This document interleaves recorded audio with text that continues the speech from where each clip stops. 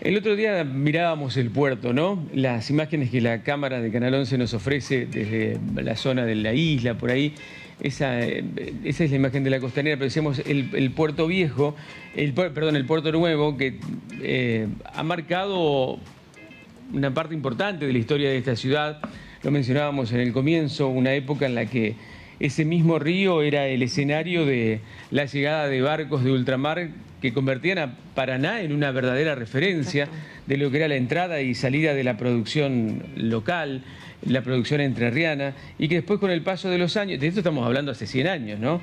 Con el paso de los años se fue desapareciendo lamentablemente hasta encontrarnos hoy con esto que desde afuera se ve así como ustedes lo van a ver ahora. Bueno, la zona de la Sala Mayo se ha visto reactivada, pero hay toda otra zona que está ya en los galpones abandonados, que ya nos hemos acostumbrado a ver ahí desde el comienzo de los tiempos, más o menos, ¿no? Desde que tenemos uso de razón. Y cuando me enteré de la noticia del paso de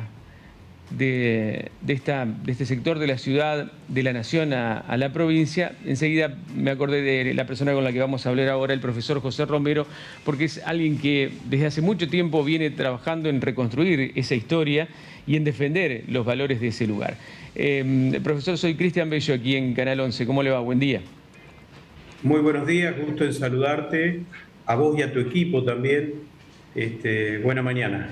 Qué importante rol tuvo, ¿no?, en la época dorada de la historia argentina, a comienzos del siglo pasado, este lugar. Me gustaría que usted, que muchas veces lo ha contado, se lo cuente a quienes no saben lo que pasaba por acá. Bueno, en principio, muy poca gente de Paraná, inclusive quienes nos visitan, no saben que el Puerto Nuevo de Paraná fue el primer puerto de ultramar que hubo sobre el río Paraná.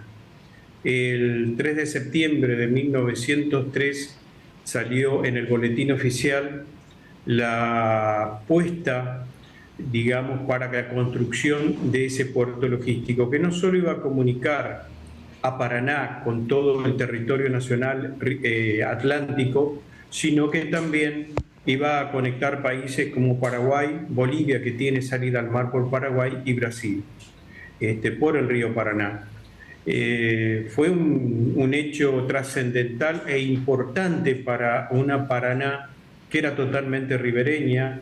Si bien existía, es preexistente el puerto viejo, pero este era un puerto logístico de ultramar. Así que las obras de infraestructuras que se ven hoy, que se están poniendo en valor muy de a poco, muestran esa trascendencia de Paraná ribereña a una pujante ciudad portuaria de ultramar.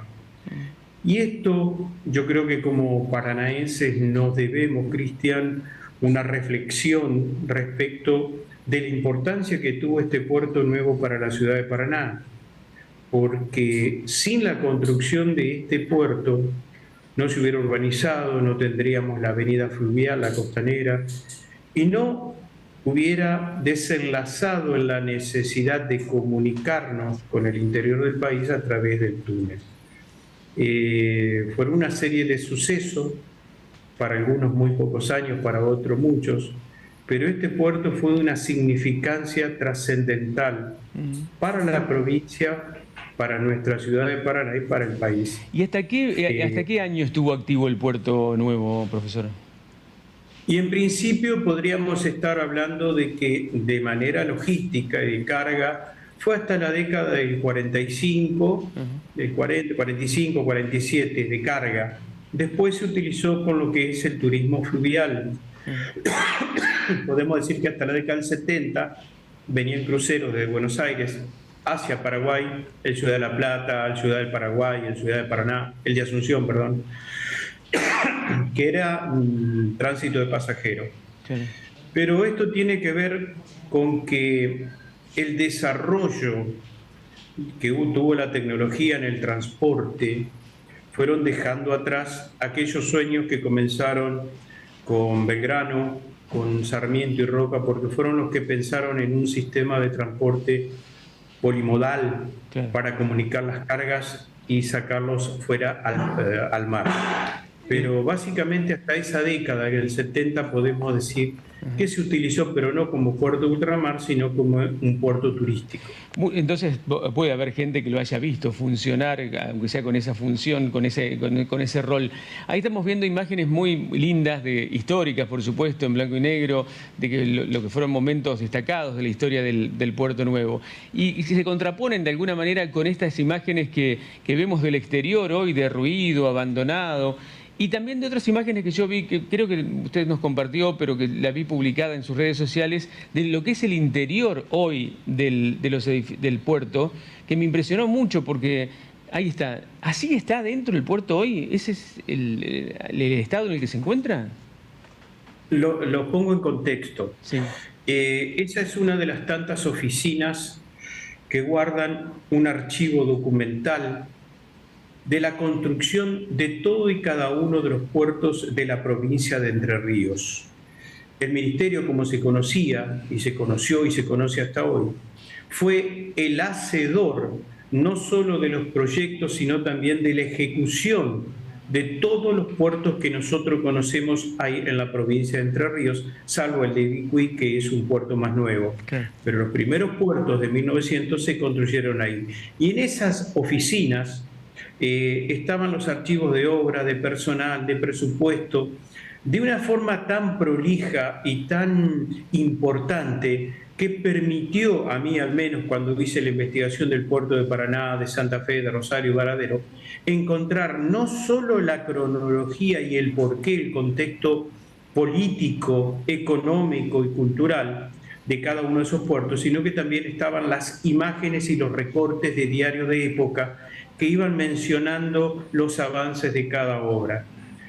Toda esa documentación que ustedes ven ahí en el piso forman parte de una de las tantas oficinas que guardaban y atesoraban esos documentos que son únicos.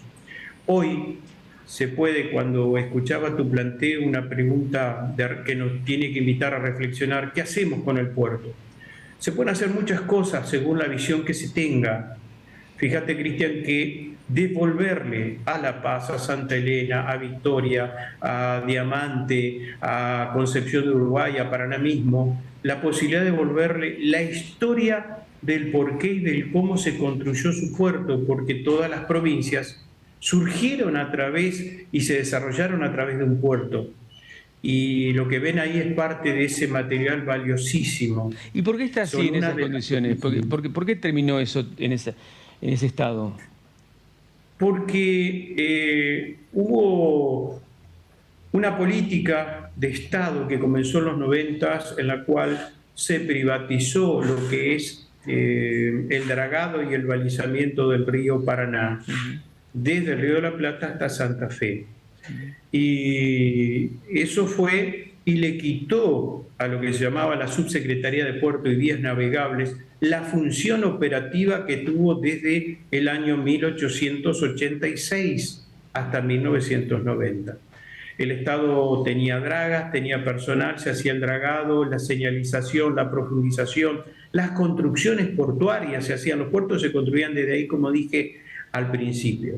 Y para algún desmemoriado que tal vez no lo sabe o hace caso omiso, en el año 2010 se amplió la concesión a la misma empresa concesionada de Santa Fe al norte y le quitó al Estado Nacional la potestad de cumplir una función que ese año cumplía 112 años.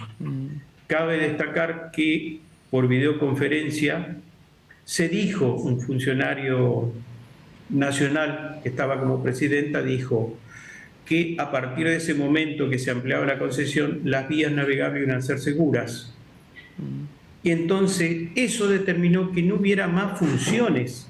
Claro. Si nos ponemos a analizar la draga, la 402 Entre Ríos, que ayudó a que no se flotara el túnel subfluvial, ayudó al puente Zárate, Brazo Largo, a refular arena para que no se cortaran los obenques y que Entre Ríos no perdiera la comunicación con el país, le hicieron dragas del Estado, y sin embargo, desde el 2010 que se amplió la concesión, no tuvo razón de ser, porque no había actividad.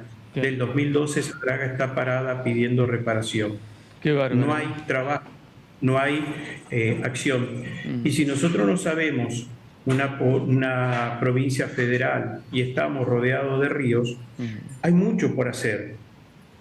Tener una draga a la provincia para poder salvaguardar cualquier emergencia hídrica que haya en nuestra provincia es un valor agregado.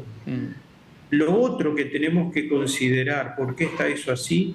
Es por desidia, ¿sí? No por los propios trabajadores. Son políticas, Son políticas de Estado, claro. pero Como, bueno, esto también, pero más allá de lo que se haga, yo creo que va camino a convertirse en lo que han querido históricamente, es un polo parecido al de Santa Fe, gastronómico, de entretenimiento, tal vez hasta algún edificio de viviendas, pero se haga lo que se haga, creo que hay un sector que tiene que quedar como testigo del paso del tiempo y como, además, resguardando como custodio de lo que ha sido la historia de ese lugar, ¿no? La razón de ser, la existencia de ese sitio, si es que nunca más se va a poder lograr que funcione como tuvo en su época dorada.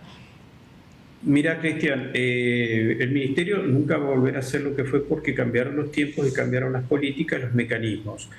Pero yo te respondiendo un poco a tu pregunta, cuando vos nos preguntabas a la sociedad qué se debe hacer o qué haríamos con el ministerio, yo te contesté de que según la visión que tenga cada uno. Yo no puedo olvidarme que en el año 2012, mientras había actividad y había personal en los talleres, un funcionario de la municipalidad, de la gestión, creo que la señora Brancosuna, un funcionario de ella, presentó en uno de los matutinos de Paraná el proyecto de complejo del Puerto Nuevo a partir Camino Costero y un complejo inmobiliario. Ya la intención siempre estuvo, no importó la fuente de trabajo, el lugar, las funciones. Ya había un plan pergeñado para que esto desapareciera.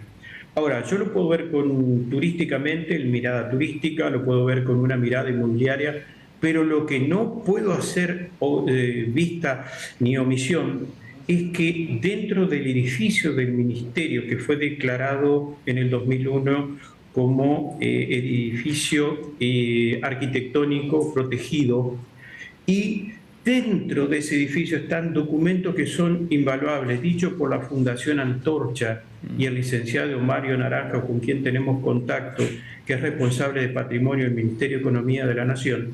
Está el archivo más grande de imágenes de Sudamérica, más de 6.400 negativos de vidrio que muestran en imágenes, como vos estás mostrando, la transformación de las ciudades, de nuestros ríos, de Uruguay y Paraná, de los puertos. Eso está Esa restaurado, ¿no? historia, Porque tiene color, por lo que veo. no, esa está hecha con inteligencia artificial, Ah, se le dio el color, pero son de blanco y negro todas, porque son daguerrotipos negativos de vidrio. ah. Están planos de Charles Tays, está el plano de la batalla de Obligado que se le secuestró a los ingleses y los franceses en la batalla. Caramba, festejamos la batalla de Obligado en un feriado, hablamos de la batalla de Obligado a nuestros alumnos en los actos y tenemos el plano original que duerme el sueño eterno en un lugar oscuro y debería ser exhibido, mostrado y narrado como épico. Por eso le digo, un lugar para la historia tiene que haber ahí, tiene que haber, indudablemente. Exacto, Me exacto. entusiasma su entusiasmo, profesor, y sé que esto no es de ahora, desde hace muchos años usted viene defendiendo este tema, y por eso es importante escucharlo, y ojalá que las autoridades también lo escuchen a la hora de definir el futuro del puerto, que indudablemente tiene que tener vinculación con su pasado. Yo le agradezco mucho porque tengo que terminar, pero no Dale, faltará oportunidad para volver a charlar, para volver a juntarnos y hablar de esto mientras este proceso se desarrolla. perfecto. La mirada que no debe faltar es la turística y la cultural, porque es nuestra identidad portuaria de Paraná que nos la debemos. Gracias, Cristian. Muchas gracias, profesor José Romero, un hombre que ha investigado